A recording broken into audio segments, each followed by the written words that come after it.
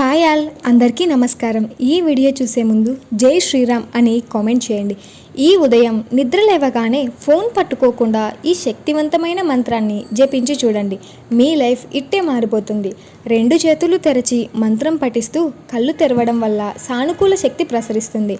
ఉదయం నిద్ర లేవగానే మనం ఏం చేస్తామో దాని ప్రభావం రోజంతా ఉంటుందని చాలామందే నమ్ముతారు.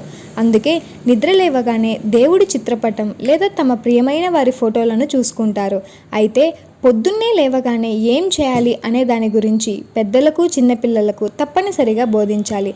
తెల్లవారుజామున నిద్ర లేవగానే ఈ శక్తివంతమైన శ్లోకాన్ని చదువుకుంటే మంచిది. అరచేతులు రుద్దుకొని నమస్కరించుకోవడం చాలా మంచిదని పండితులు సూచిస్తున్నారు. ఈ చిన్న శ్లోకం మిమ్మల్ని చాలా శక్తివంతంగా చేస్తుందని, సానుకూల ఆలోచనలు కలిగేలా చేస్తుంది అని పెద్దలు చెబుతారు.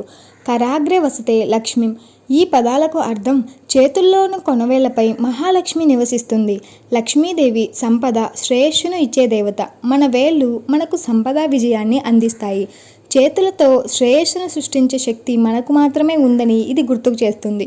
జీవితంలో చేసే ప్రతి పని చేతుల్లోనే జరుగుతుంది. అందుకే సంపదకు ఆది దేవత అయిన లక్ష్మీదేవి మన చేతిపై కూర్చుంటుందని నమ్ముతారు. కళ్ళు తెరవగానే చేతులను చూసుకోవడం సానుకూలంగా ఆలోచించేలా చేస్తుందని నమ్ముతారు. కర్మదే సరస్వతి.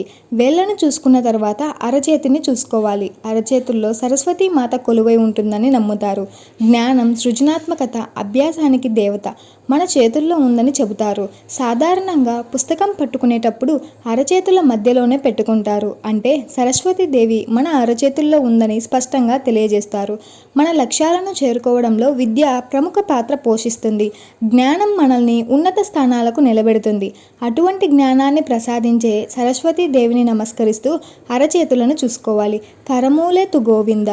చేతుల మూల భాగంలో గోవిందుడు అంటే విష్ణుమూర్తి కొలువై ఉన్నాడని నమ్ముతారు. విశ్వంలోని శక్తులను సమతుల్యంగా ఉంచే దైవిక శక్తి విష్ణుమూర్తికి ఉంది. మన చుట్టూ ఉన్న శక్తులను సమతుల్యం చేసే శక్తి మన చేతులకే ఉందని దీని అర్థం. అంటే మనం చేసే ఏ పని నుంచైనా అది తప్పు ఒప్పు అనేది మన మీదే ఆధారపడి ఉంటుంది. ప్రభాతే కరదర్శనం. నిద్ర లేవగానే చేతులను చూడమని ఈ శ్లోకం చెబుతోంది.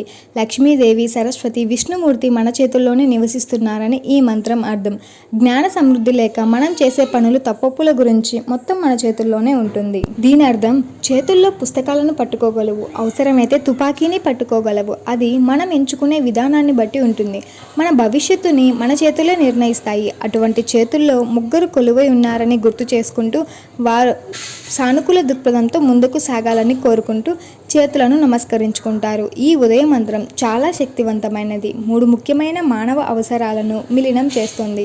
సంపద, జ్ఞానం, సమతుల్యతను కాపాడే ఈ మంత్రంలోనే అన్నీ ఉన్నాయి. మన చేతుల్లో శ్రేయస్సును తీసుకురావడానికి, జ్ఞానాన్ని పొందేందుకు జీవితంలో శ్రమతో కాపాడుకునే శక్తిని కలిగి ఉంటుందని ఇది బోధిస్తుంది. లక్ష్మీదేవి, సరస్వతి, విష్ణువును కలిసి ప్రార్థించడం ద్వారా ఉదయం సానుకూల శక్తితో